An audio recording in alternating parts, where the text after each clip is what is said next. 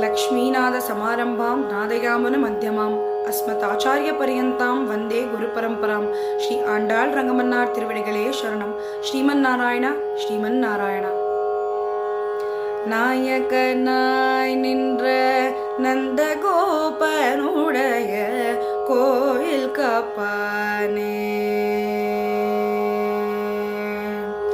நாயகனாய் நின்ற நந்தகோபனுடைய கோயில் காப்பானே, கொடி தோன்றும் தோரண வாயில் காப்பானே,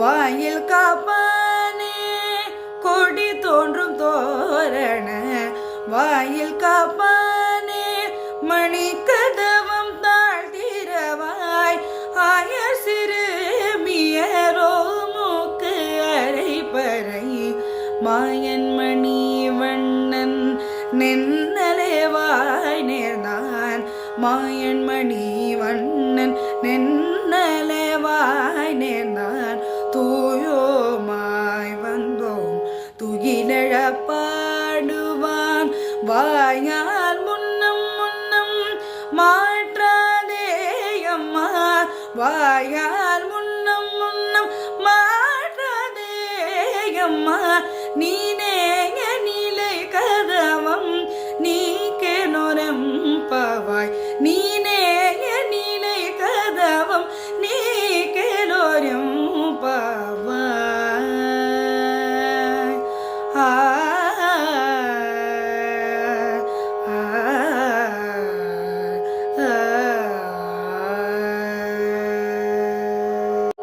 இந்த பாசுரமோட ஒரு சின்ன விளக்கம் ஆர் எசன்ஸ் ஆஃப் த பாசுரம் என்னன்னு பார்ப்போமா?